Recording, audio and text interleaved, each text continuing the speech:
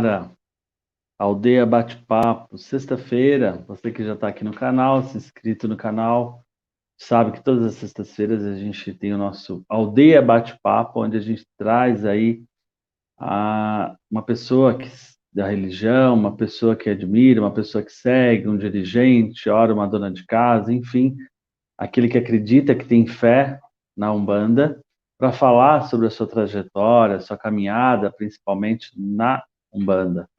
Hoje, sexta-feira, tenho o prazer de ter conversado e estar conversando com esse jovem que é filho da Aldeia da Mata, hoje sacerdote de um templo, né? Sete Portais de Luz, Roberto Mega Júnior.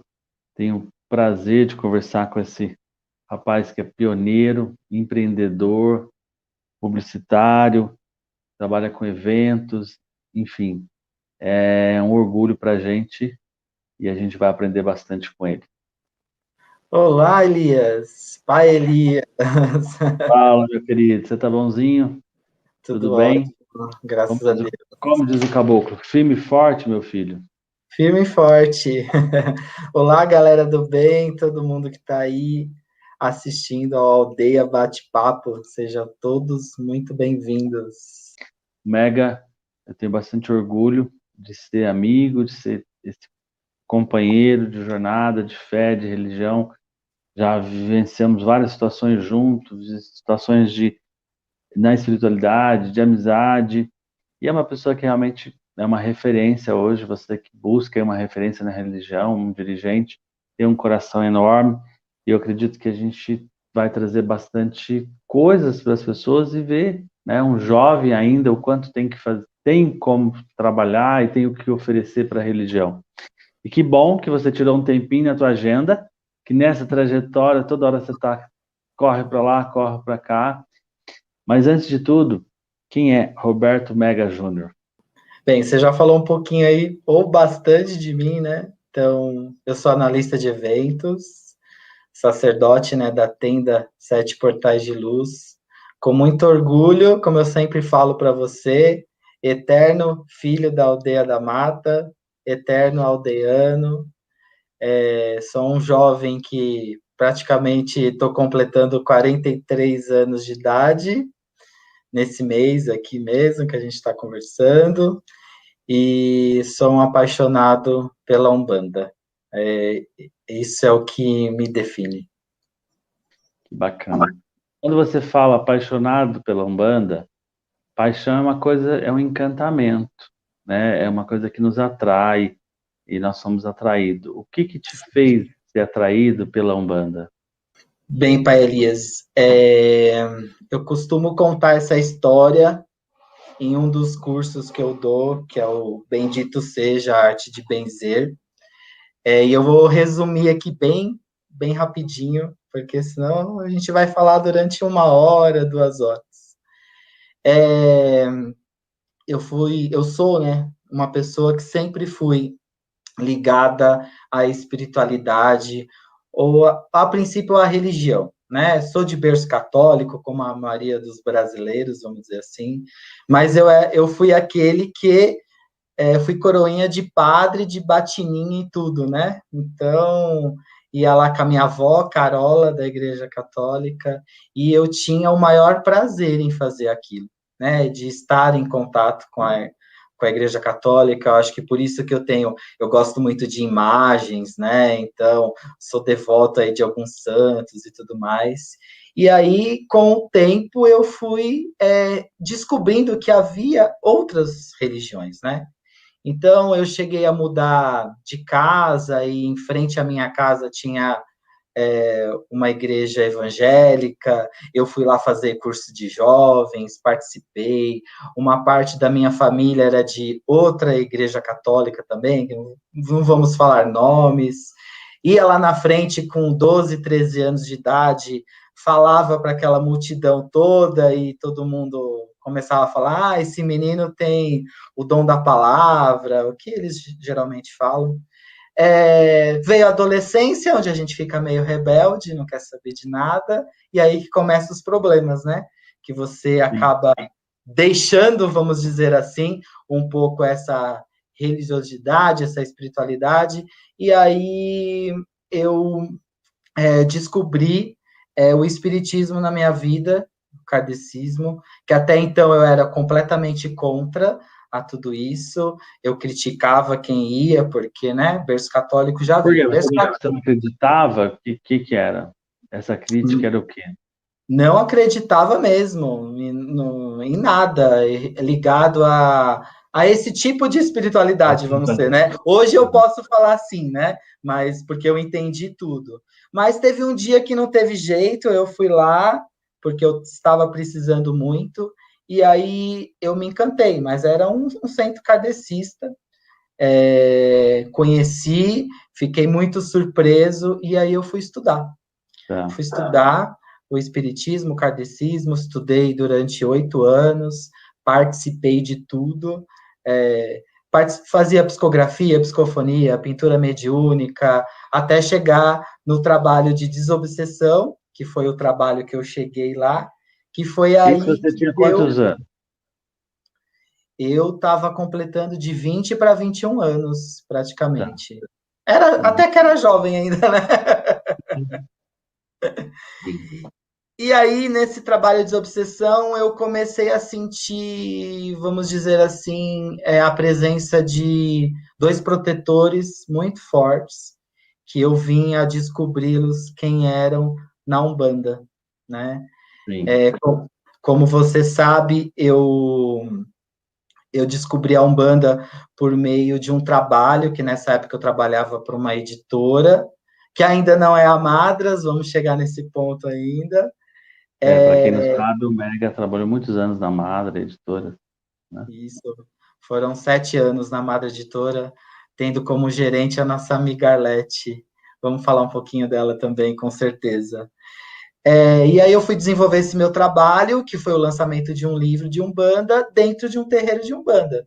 Que eu tinha um certo preconceito também, né? Porque eu não conhecia nada de Umbanda. E chegando Tá. lá, tinha praticamente uma gira pronta, né, que o dirigente espiritual, que é o Pai Ortiz, ele ia desenvolver todo o Sim. trabalho dele espiritualmente lá e depois ia autografar os livros. Grande sacerdotista umbandista e como ser humano, né? Uma boa pessoa. Sim, com Faz um certeza. trabalho, tem um legado aí na Umbanda grande. Esse Tem. preconceito, você acredita assim, de vir por crenças intituladas? Ou, é legal a gente falar isso, porque para as pessoas entenderem que muitos chegam com esse receio, e muitos têm receio de estar por falta de conhecimento. Você acha que isso era falta de conhecimento? Era alguma coisa enraizada, alguma crença enraizada em você? Esse preconceito de estar dentro de um terreiro, por coisas que te falavam? Sim, eu creio que são as duas coisas. Porque, assim, Elias, a gente tem que. A gente sabe que a gente está na Umbanda já há muito tempo. Há 20 Sim, anos atrás, a Umbanda era completamente diferente do que é sim, hoje. Né? Assim, sim, a Umbanda tinha muito mais preconceito, ninguém sabia o que era Umbanda, a gente não tinha nem literatura da Umbanda. Tinha aqueles sim. livros que surgiram numa editora no Rio de Janeiro, do W. Mata da Silva, se eu não me engano, né? Então era Sim. pouca coisa. Lógico que aqui em São Paulo já tinha com o Diamantino, que eu sei que você já fez uma entrevista Os com ele também. nossos terreiros eram de porta fechada, escondida, a discriminação, o preconceito era muito grande, né? O que eu quero dizer assim, é destacar porque nós enraizamos esse preconceito, até nesse bate-papo nosso, dia desse conversando com a jornalista e também dirigente de Umbanda, Cláudia Alexandre, ela falava, nosso terreiro não podia ter a placa na porta, né? E a gente era tudo meio escondido, era fechado. Então, assim, a gente entende que o preconceito ele é existente graças à falta do conhecimento, assim como a gente também tem preconceito com muitas coisas que a gente não conhece, né? Aí, a partir do momento que você pisou nesse terreiro do Pai Ortiz, Ele percebeu, né, que eu estava passando mal, que a gente costuma falar, que as pessoas falam, né, mas não é um passar mal, é sentir as energias se aproximando de você. Ele percebeu e em um determinado momento ele viu que ele me chamou, porque sei lá, porque ele também começou a ver, né?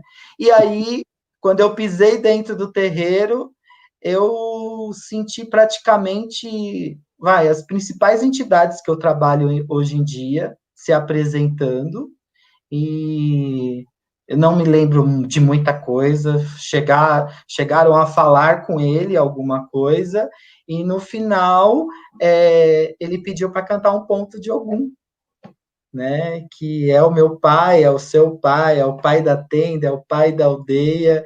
E aí eu senti muito forte essa vibração de Ogum. E aí eu, tipo, primeira vez que eu pisei na Umbanda, eu já tinha plena consciência, aprendi depois, lógico que eu não sabia que vibração era essa, Já teve mas nesse dia a manifestação das entidades? sim. E aí no final, Pai Ogum veio me coroar, vamos dizer assim, né? E é muito interessante isso. E aí o Ortiz, no final da gira, falou: rapaz, você está pronto, suas entidades falaram, né, muitas coisas para mim. Eu falei assim, então, pronto para quê? Se eu estou acostumado a sentar numa mesa branquinha com uma flor em cima, né, e dar passe, e trabalhar na desobsessão. Não conheço nada da Umbanda, mas quero conhecer, porque eu gosto de estudar, né? Eu estou sempre estudando, eu sou sempre em busca de alguma coisa. E isso a gente tem que levar para toda a nossa vida. A gente nunca está pronto, a gente sempre está aprendendo, e isso é o mais importante. E ele me convidou ó, na segunda-feira, né? Enfim, estou começando um curso de teologia, e aí eu fui fazer e me encantei, né? Com com as histórias dos orixás, com o nascimento da Umbanda, e foi um curso assim que abriu portas. E aí foi que eu fiquei dividido. Comecei a trabalhar no kardecismo e comecei como cambono lá na casa do Pai Ortiz. Maravilha. E aí você, desse trabalho, aí você já... Aí, e quando que você vem para a aldeia da Mata? Então, a aldeia foi muito interessante, né? Eu passei por mais uma mudança na minha vida, foi que, como eu falei, eu gosto muito de estudar, eu fui fazer mais uma faculdade, e aí não dava mais para ir no terreiro durante a semana, pedi um afastamento. Nesse período de tempo que eu comecei a faculdade, eu saí de uma editora, fui para Madras, e aí que eu encontrei a Arlete, a Shirley, né, depois de um Ah, tempo, e aí, como eu sempre falava, e aí eu estava na Madras, né, gente? O berço das publicações hoje de Umbanda tá ali com a Madras, vários autores, inclusive o nosso grande pai Rubens Saraceni. E aí, como eu não conseguia ir, elas falavam, ouvia muito se falar da Aldeia da Mata, na Madras, e aí fizeram o convite para mim, porque era aos sábados que acontecia os encontros ciganos da Aldeia da Mata. E aí, um belo dia, fui lá conhecer, e aí, como eu sempre falo lá na tenda, a Umbanda, acho que para quem vai a primeira vez, ela brilha os olhos, né? Por isso que tá. ela encanta. A Umbanda é bonito você cantar, é bonito você ouvir o som do atabaque, ou se você não tem atabaque, se você tem uma música como a aldeia tem, né? Quantas e quantas músicas todo mundo fala, essa música é da Aldeia da Mata, né? Então, e foi numa gira cigana, no encontro cigano, que eu conheci a aldeia, que eu conheci o cigano Pablo, e onde eu me encantei, e aconteceu a mesma coisa que aconteceu lá há muito tempo atrás no Pai Ortiz. Uma festa, né? Isso. É uma coisa festiva, que é o encontro cigano. Hoje a gente traz para o encontro espiritual, mas era festividade. Você já estava trabalhando no terreiro de Umbanda, e depois você vai para uma casa, recebe ali o cigano, né? Que vai, quando eu te perguntei lá atrás do encantamento, você falou da beleza da Umbanda, né? Só do teu brilho, a tua alegria que você traz, tudo. Esse seria o teu encantamento, a diversidade, a polaridade que tem na Umbanda, isso seria o encantamento para você? Sim, principalmente quando a gente fala de orixá, né, Elias? Eu sou uma pessoa que sou ligado muito à natureza, eu gosto de tudo, né? Tem gente que gosta mais de praia, mais de montanha, eu gosto de tudo. Onde tem natureza, eu gosto, sempre que tem a oportunidade eu tô, e brilhou, né? E a Umbanda, para mim, nada mais é que a natureza, né? Onde a gente contempla, a gente tem uma força de um orixá, uma força de um guia, de um protetor. A gente está na rua, a gente tem a energia dos nossos guardiões. Então, para mim, a Umbanda é isso. E Na assim, e aldeia toda você aquela magia cigana, né, que encanta também, né? Então, foi isso que aconteceu é, comigo. na aldeia você foi atraído pelos ciganos. Você ficou um tempo no terreiro, trabalhando só nos encontros ciganos, né? Lembrando para todo mundo que a aldeia trabalha com ciganos realmente na linha da direita. A gente nada contra, nem diferente, nem menos, nem mais, mas a maioria das casas até então trabalhava com o cigano na linha da esquerda. Sim. Na aldeia, que faz hoje 22 anos a primeira incorporação do Gama de Sá, ele já veio num trabalho de direita e sempre a gente trabalhou com eles na direita, né? Hoje é uma gíria da casa cigana. O que que isso diz para você, a esquerda, a direita, para quem está entrando hoje, as pessoas ainda ficam complicado na cabeça, pensando, você como dirigente, depois de toda essa vivência que você já tem essa estrada, né, de um bandista, o que que é a direita, o que que é a esquerda para você? Benes, eu sou bem direto em relação a isso lá na tenda, né? Eu sempre falo que direita e esquerda foi denominações que existiram lá no passado. Para mim, hoje em dia, não tem direita e esquerda. Inclusive, há alguns encontros atrás, no Portal dos Guardiões, onde eu trabalho com os Exus e Pombagira, seus 7 encruzilhadas, que é o Exu Rei, né, que eu trabalho, ele, na hora do Ogan falar, pode cantar um ponto para descer, aí ele chegou, realmente ele falou assim, vocês têm uma mania de falar que Exu vai descer, né? Vai descer para onde? Né? Se eu fico à sua frente, se eu fico à sua direita, se eu fico à sua esquerda, se eu fico atrás de vocês, se eu fico protegendo vocês, se eu estou na linha de frente. E se a gente parar para Tá? pensar, é isso mesmo, né? Essa denotação de Exu vai descer e o caboclo vai subir. Gente, vamos parar com isso, né? Eu, pelo menos, tenho esse pensamento, né? Na tenda, hoje em dia, não há diferença nenhuma entre uma gira de caboclo, uma gira de preto velho, uma gira cigana, uma gira de Exu ou de Pombagira, né? O que muda são os elementos. Às vezes a gente vai estar vestido de branco, ou vamos estar vestido de preto, ou o caboclo às vezes fuma charuto, o Exu também fuma o charuto, então é os elementos que mudam, mas a essência é Tá. Umbanda, o trabalho é mesmo, Mas né? aí fazendo o papel daquele que apimenta a coisa e bota a lenha na fogueira, por que que você pôs o preto para trabalhar com o Exu e por que que você continuou com o branco para trabalhar com o caboclo? Ah, não, isso foi só um exemplo, né? Porque você conhece a tenda, né? Ela é toda colorida, eu deixo meus filhos de santo bem à vontade em relação a isso. Eu muitas vezes trabalho de branco na gira Tá. de esquerda, ó, eu já falando, né? Para as pessoas entenderem, na gira de Exu. Então, eu acho que são mais denominações mesmo, Tá, é né? entendimento, né? Na verdade, todas as duas linhas hoje na Umbanda, principalmente a Umbanda tradicional, vamos dizer assim, hoje, como diz o Diamantino Trindade, são várias liturgias, né? Umbanda branca, Umbanda esotérica, Umbanda tradicional. A Umbanda em si é aquela que faz caridade, né? E é isso, tanto o Exu quanto o Caboclo, ele faz caridade. Isso que importa pra gente. Aí você ficou anos na aldeia, né, trabalhando como médio, você sempre foi envolvido em várias atividades, liderava eventos, trabalhos que a casa respondia, ou realizava. Sempre foi uma pessoa bastante envolvida, né? O que que te fez você sair e montar um templo? Foi algo que foi uma surpresa para mim. Você sabe que eu gosto muito de estudar, a gente já falou isso aqui. É, eu só preciso voltar um pouquinho, né? Por quê? Eu Fica fiquei muito tranquilo. tempo só trabalhando na linha cigana. Eu fui conhecer o Caboclo da Mata, né? Praticamente um ano e meio depois.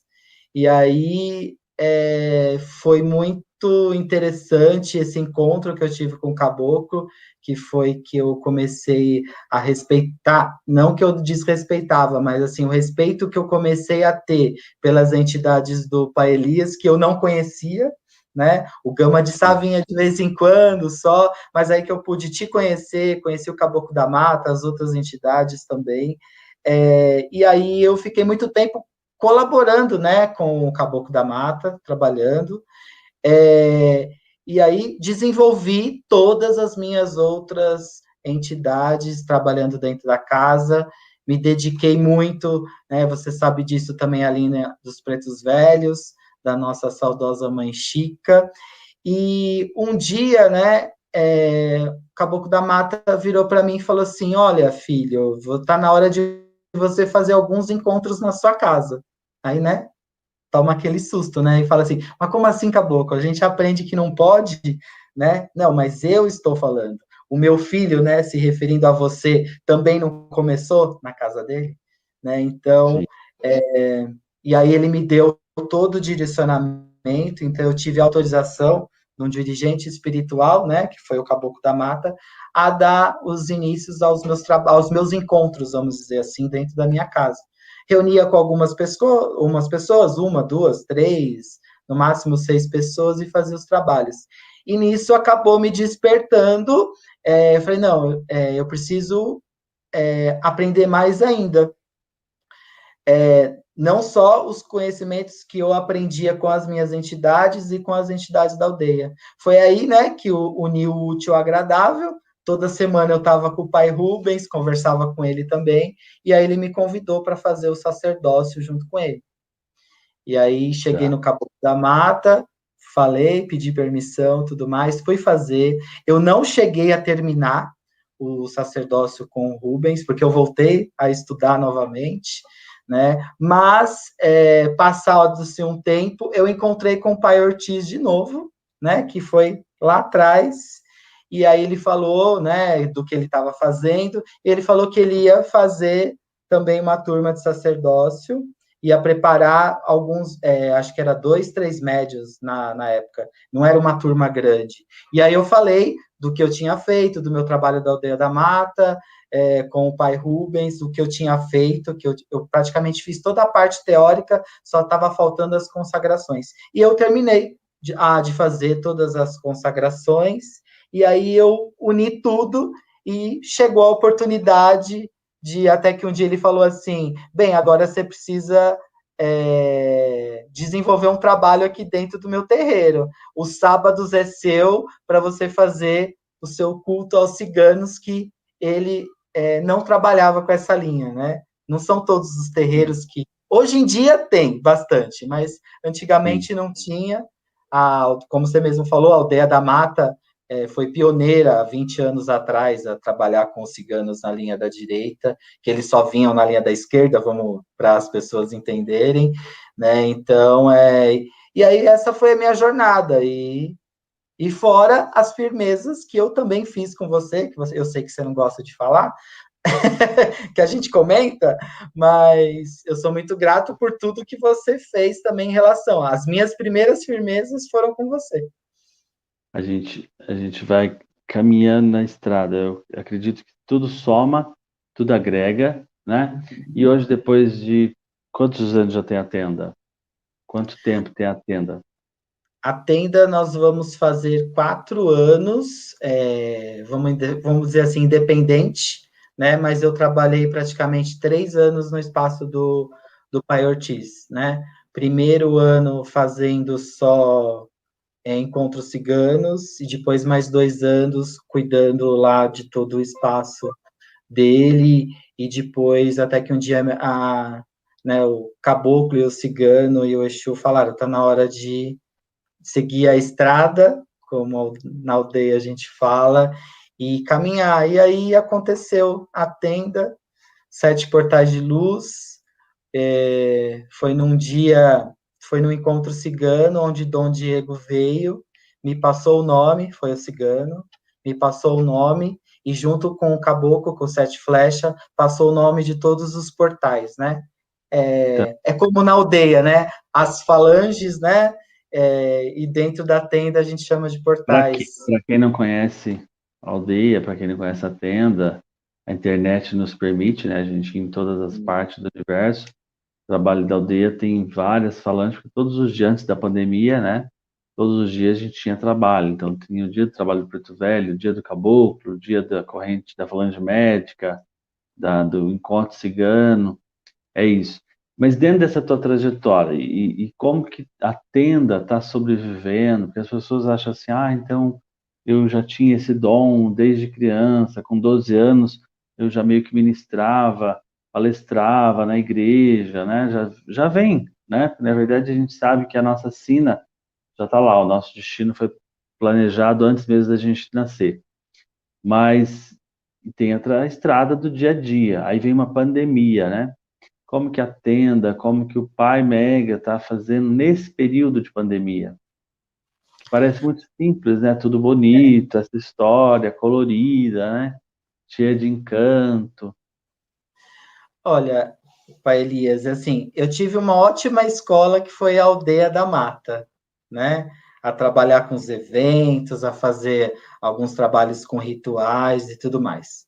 Nessa pandemia, assim, o primeiro mês, confesso, acho que um mês e meio, a gente ficou meio perdido, né? Porque é uma casa pequena, não é nem um terço da aldeia, é uma casa pequena. Hoje a gente está com um número de 20 médiums apenas, né? O nosso espaço que você conhece é um salão de 150 metros, tudo organizadinho, como você já viu, mas no primeiro mês e meio foi meio complicado, e aí, Mas é mas o um que que eu... grande portal de luz, né? Sim, com certeza, Um por isso grande que a gente está portal de aqui luz. firme e forte. Eu comecei a fazer alguns encontros fechados com via Zoom ou Google Meeting, né? Utilizando a ferramenta da internet, todas as quartas-feiras, no mesmo horário. E eu também fiquei parado no meu trabalho e foi um grande momento de reflexão, onde o que, que eu Tá. fiz?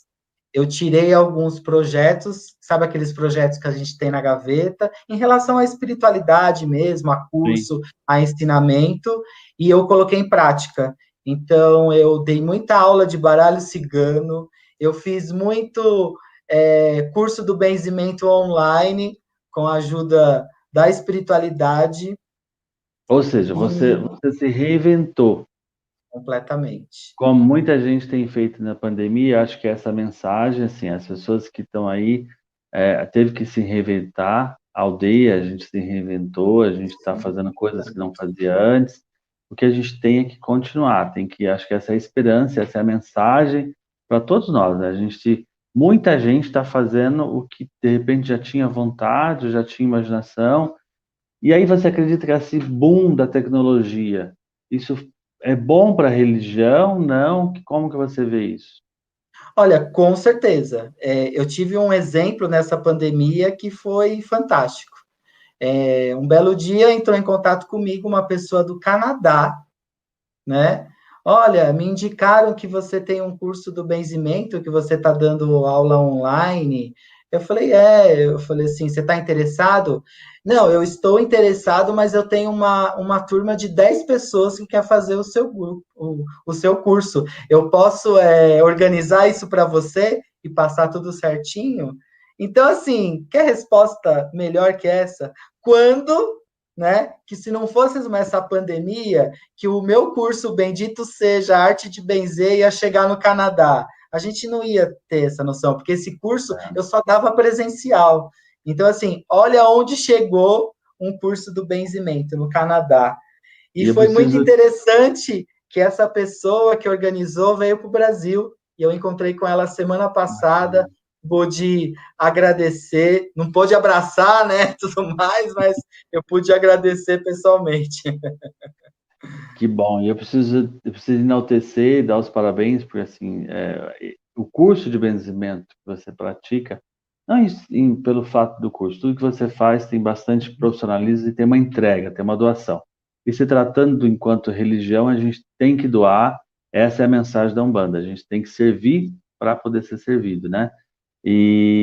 Mas o ato de benzer é uma coisa muito rica, né? E é uma herança que a gente traz, principalmente da nossa nação, dos mais velhos, e que a gente não pode perder, né? E aí começou alguns lá atrás, hoje você é bem fervoroso com isso, tem várias outras pessoas, na aldeia a gente tem a Soraya, e acho que a gente tem que destacar, e acredito que quem está nos acompanhando, se não teve oportunidade, procure o contato do Pai Mega, que vale, e é uma coisa que todos que têm o dom e todos que têm fé, né, que têm a vontade de se doar, os médios mesmo agora nesse período de pandemia, como que eu faço para atuar? Não posso estar no terreiro. Você benzer alguém é uma entrega muito grande, né? E eu preciso te Foi dar os justamente parabéns e que você continue. Foi justamente isso, Elias.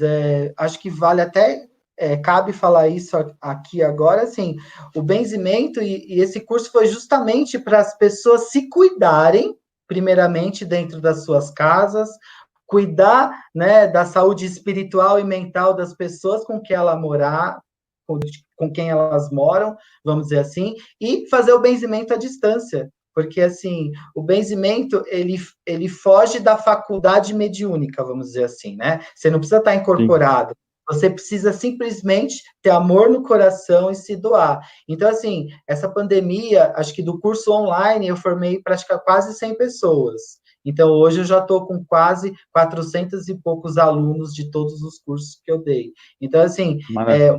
o benzimento pode chegar ainda muito além e, assim, e não perder essa ancestralidade, né? E tá dentro da linha dos pretos velhos, que são uma das minhas maiores paixões, não tem jeito. É uma maneira de curar, de ajudar, né? Você falou Sim. da Chica, Francisca Antônia Batista, que era uma médium da Aldeia da Mata, trabalhadora, coordenava os trabalhos dos Pretos Velhos, a linha dos Pretos Velhos, falou da Arlete, para quem não sabe, também é uma médium da aldeia. A Umbanda te permitiu grandes amizades, pessoas. O que que você traz assim como mérito para a Umbanda, além dessas amizades? Né? Um outro dia até aqui no bate-papo tive o prazer de conversar com o Alexandre Comino e eu lembro uma vez uma fala dele que uma das primeiras vantagens de ser um bandista é o leque de oportunidade de conhecimento de pessoas, conhecer pessoas, né? Além dessa dimensão de conhecer gente, porque na verdade a gente se encanta porque são pessoas que têm a mesma afinidade que a nossa, né? E isso é muito bom. São pessoas que a gente reencontra. O que mais que a Umbanda te traz, te trouxe, né? Além dessas pessoas ricas na sua vida? Sim. Tem duas. Tem uma pessoa que a gente não pode deixar de falar também, que é a Tereza, né? Porque eu falo que eu acho que eu fui uma pessoa privilegiada, desculpa. Mas quando a Tereza começou, né, com a linha da esquerda, lembra, nos trabalhos de quarta-feira, eu era o cambono dela, da Baiana, né, da Maria do Laço. É, Quando tive a oportunidade de receber a mensagem através do pai Joaquim, junto com a Arlete da corrente egípcia. Então, assim, eu estou na história da aldeia, não tem jeito. Por isso que eu falo que eu vou ser um eterno aldeano, né?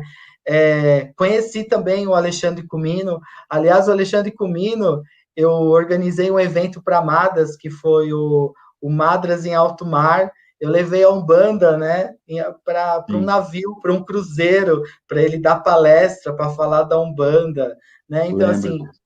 olha quanta coisa, a Arlete também foi com a gente, né? Então, olha quanta coisa eu posso falar que eu já fiz em nome da Umbanda, da nossa Umbanda, né? Então, é um leque, como você falou, vai abrindo um leque. E voltando ao que você falou sobre o Diamantino, sobre as vertentes da Umbanda, eu estava fazendo uma pesquisa outro dia, depois até te mando, tem mais de 20 tipos de vertentes da Umbanda. Acho que, se eu não me engano, são 23, né? Então, mas é aquilo que a gente fala, quando o caboclo desce, é a mesma coisa, quando o preto velho desce, quando o baiano desce, né? Fazendo esse trocadilho com a palavra, é Umbanda, não importa qual a sua vertente. O mais importante é a gente louvar para Oxalá, o nosso Mestre Jesus, em relação ao sincretismo, e vibrar, e se entregar de corpo e alma. que faz você continuar com esse vigor, essa vontade, nessa predisposição em estar ajudando, além de tudo isso que a gente está falando, como que você mantém essa tua fé, quais são os ritos que você se mantém para estar firme e forte? Eu costumo falar lá na tenda, Elias, que a fé a gente não consegue ensinar para as pessoas, né? Porque a fé, ela vai, a pessoa mesmo, né? Tá dentro dela. A gente não consegue abrir uma caixinha aqui, deixa eu colocar um pouquinho de fé para você. Então, quando chega uma pessoa que já não está acreditando mais nada, que isso acontece muito na tenda, com certeza eu sei que acontece na aldeia também. Né? As pessoas chegam praticamente desenganadas da vida, sem força para nada, e às vezes com uma palavra a gente consegue mudar a chavinha dentro da cabeça dela e fazer esse trabalho.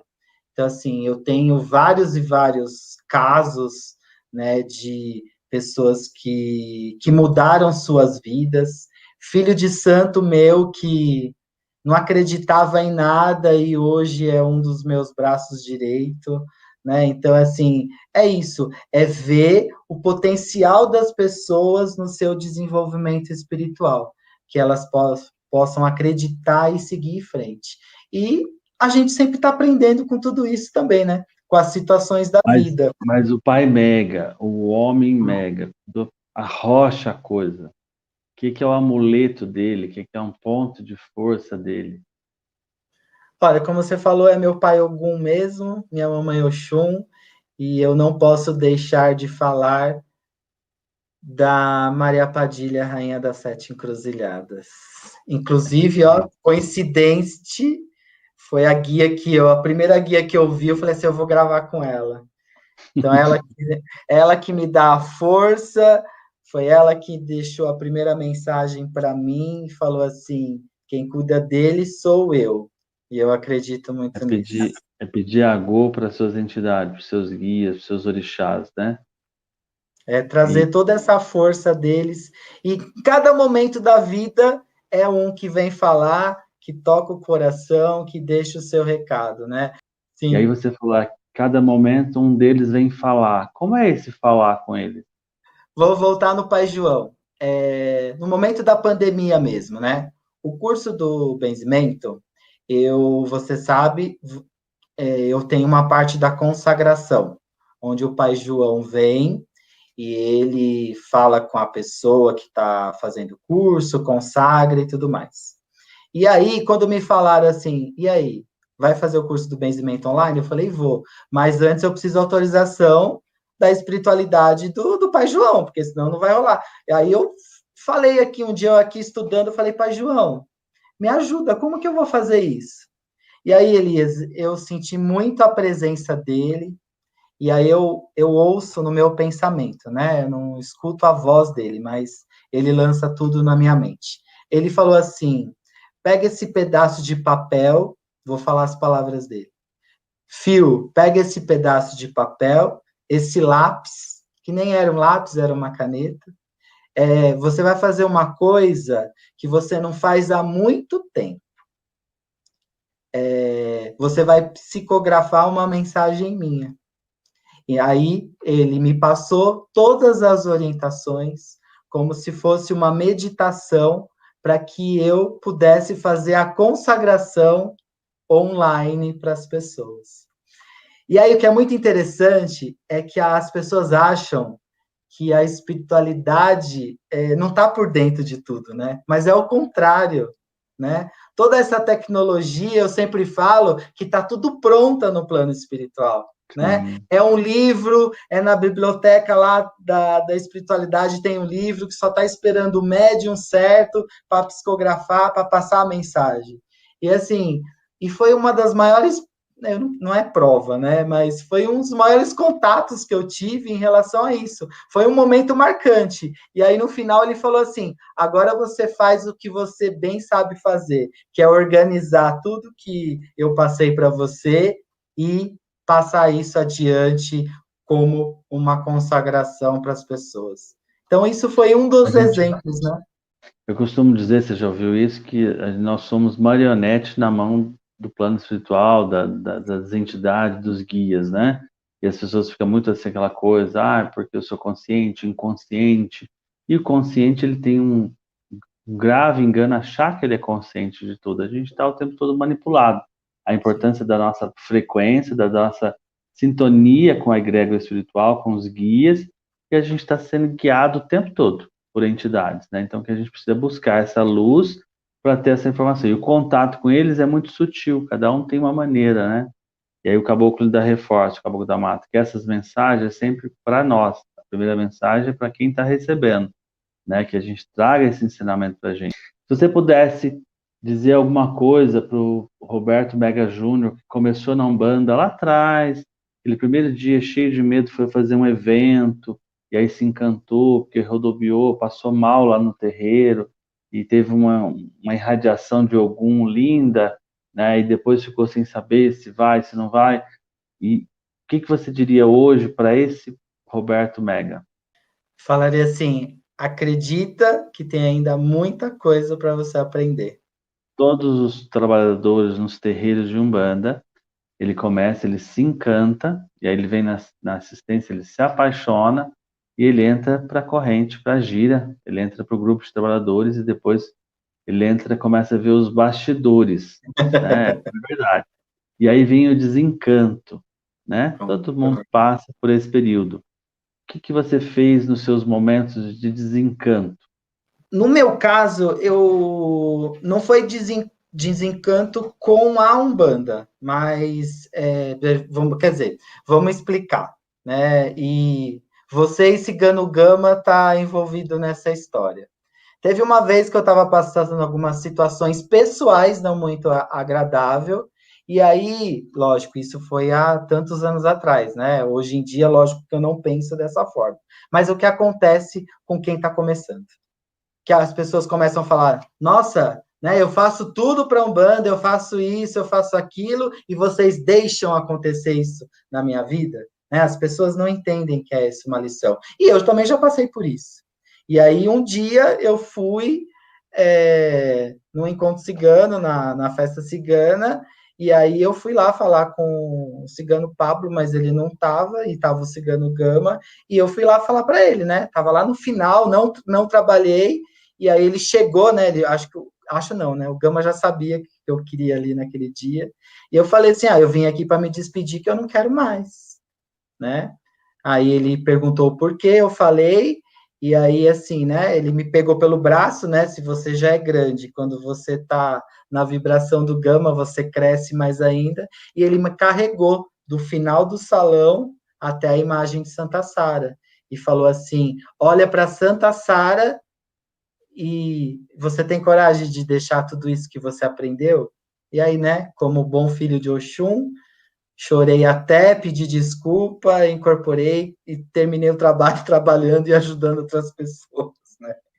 Então, mas isso acontece muito, né, Pai Elias? Sim. Você, com certeza, várias pessoas já falaram isso para você, eu também ouço, só que é bom que eu tive esse exemplo comigo, tive muito aprendizado e hoje eu passo o que eu aprendi. Eu costumo aprender que quando a gente entra no terreiro, no templo, né, e quando você vai ali buscando com muita fé, você recebe. A partir do momento que você passa a fazer parte de toda a estrutura, muitas das vezes a gente entra ali muito mais preocupado com o material, né? Sim. E uma casa religiosa, um templo religioso, qual é o objetivo da gente estar ali dentro? O espiritual. Então a gente tem que sempre olhar e entrar com um olhar espiritual. E quando você vê tudo pelo prisma da espiritualidade, fica tudo mais leve, né? Esquecer a parte humana e realmente se dedicar à parte espiritual, né? É. Mais E o que eu tranquilo. E o que eu sempre falo para as pessoas, porque assim, né, como que funciona esse processo de alguém entrar num terreiro, numa tenda, numa aldeia, né? A pessoa geralmente faz parte um bom tempo da assistência, é aquilo que você E, falou. Depois que entra para a corrente, muda tudo realmente, né? Porque você sim. começa a conhecer o que você tem que fazer, suas obrigações e tudo mais. E hoje em dia eu falo assim, olha, né, e aconteceu isso há pouco tempo. Ó, faz 2, 3 anos que você está aí na assistência, aí você está pedindo, né, que você quer mais, quer fazer parte da espiritualidade, quer ajudar, você já está ajudando, né? Então, assim, se por acaso você entrar, vai acontecer de tudo, né? Carro vai quebrar no dia da gira, é dor de cabeça, a pessoa entra num outro processo, né? Vai acontecer de tudo. Sim. Mas se por um acaso, daqui 3 meses, você achar, nossa, não era para mim isso, não tem problema nenhum, né? De você chegar de novo para mim e falar, olha, acho que eu tenho que ser assistência. E o que acontece? As pessoas acham, né? Acaba virando. Ah, eu não me dou bem, o terreiro não soube me desenvolver, ah, esse pai santo não é assim, tá fazendo errado, e aí de mocinho, você acaba virando o bandido, porque as pessoas não entendem isso. E é bom falar isso para as pessoas abrirem a mente. Trabalhar com a espiritualidade requer muita responsabilidade, não é brincadeira. E a gente tem que frisar isso desde o primeiro momento. É muito desafiador, né? Você tá se transformando. Enquanto você está pedindo só, é uma coisa. Quando você começa a oferecer, é desafiador, né? Então, é o que você falou. A gente passa por várias... A gente não gosta e a gente não trabalha muito isso na casa. Aquela coisa de... que você está carregado, que são energias, está ali com Kizila, vamos dizer assim, são situações. Na verdade, isso tudo existe, né? Agora, quando você se predispõe a trabalhar, as dificuldades vão aparecer. E aí, de repente, um simples olhar diferente de alguém já começa a tirar o seu encanto. E o que que é isso, se não, bem claramente, uma demanda espiritual, né? Então, a gente tem que vigiar muito. Tem que tomar Sim. muito cuidado. Um lugar que te encantava passa a te desencantar. Uma pessoa que não te fez nada e você começa a ter um olhar diferenciado. Por que será? Né? É assim, e é você simplesmente que está vibrando ao contrário, não é o local onde você está. E é isso que as pessoas não entendem, né? Muda o Mas padrão, né? Vibratório. eu E aprendi e eu tenho certeza que todo mundo vai aprender um dia. aquela pessoa que está chegando hoje na Umbanda, conhecendo, assistindo hoje a gente a primeira vez, e se interessou e quer seguir a Umbanda, o que que você diria para ela como mensagem? Eu falaria para ela estudar muito, para ela aprender bastante, se dedicar, conhecer como a Umbanda começou, quem foi o Caboclo das Sete Encruzilhadas, né? Conhecer a história da Umbanda, todas as suas vertentes, conhecer um pouquinho de cada orixá e entender acima de tudo, né?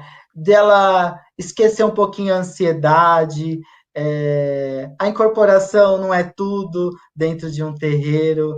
Eu sempre falei isso, o trabalho que eu mais gosto de fazer dentro de um terreiro é ser cambono, né? E eu sempre falei isso para você. Eu já atendia como, vamos dizer, um médium em desenvolvimento, mas a minha função do lado da tia Maria era cambonar ela, e eu fazia isso com muito prazer. Então, assim, é ter calma, é ter paciência, é de escutar os mais velhos, mas também expor as suas ideias, começar aos poucos, engatinhar, como se fosse aprender a andar novamente. Eu acho que essa é a mensagem. Maravilha. A gente deve estar aí a coisa de menos de 15 dias para o Natal, né? Estou sem aqui. Provavelmente menos de 15 dias para o Natal. Uma mensagem do Pai Mega para todos os umbandistas, para os filhos da tenda, né? A gente manda um axé para todos os filhos da tenda, os filhos aldeanos. Qual a mensagem do Pai Mega nesse ano de 2020 que está se encerrando? Temos que falar, sim, que não foi um ano fácil, foi um ano difícil, mas nós sobrevivemos, estamos aqui firmes e fortes, acreditando na nossa Umbanda, nos nossos orixás. Muita coisa foi não criada, mas muita coisa foi desprendida ao mesmo tempo do plano espiritual.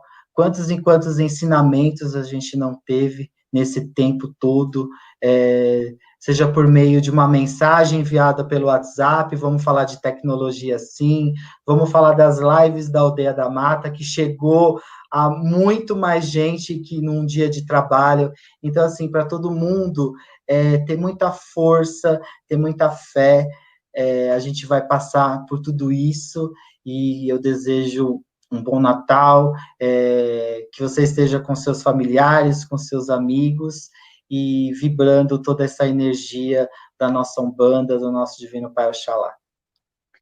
Provavelmente usando máscara, mas com olhar, mandando toda aquela mensagem de amor, né? Amorosa a todos. Muito obrigado, meu querido. Que Papai Ogum continue te iluminando, te irradiando, abrindo seus caminhos. Que Oxalá, Oxalufã guie a tua coroa cada vez mais. Mamãe Oxum continue transbordando amor no seu coração para você continuar levando essa mensagem de amor, esse coração de enorme que você tem, que é um paizão para todos os filhos, para as pessoas que se aproximam.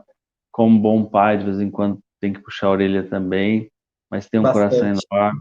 Que o Oxum continue te assistindo e permitindo com que você ofereça o de melhor que há em você para todas as pessoas. Gratidão, eu que agradeço pelo convite, retribuindo aí, né, porque você fez também uma live com a gente no nosso Instagram, e estamos juntos sempre. Como eu sempre falo, eu serei um eterno aldeano. A Umbanda é uma só, não existe divisão. Gratidão. Grande abraço, viu? Axé. É isso, você que ainda não se inscreveu no canal, adiciona aí o sininho, toda semana tem um bate-papo, o canal está recheado de mensagens, se inscreva no canal, fique aí em paz, que Oxalá continue te dando uma excelente paz de sexta-feira. Arara.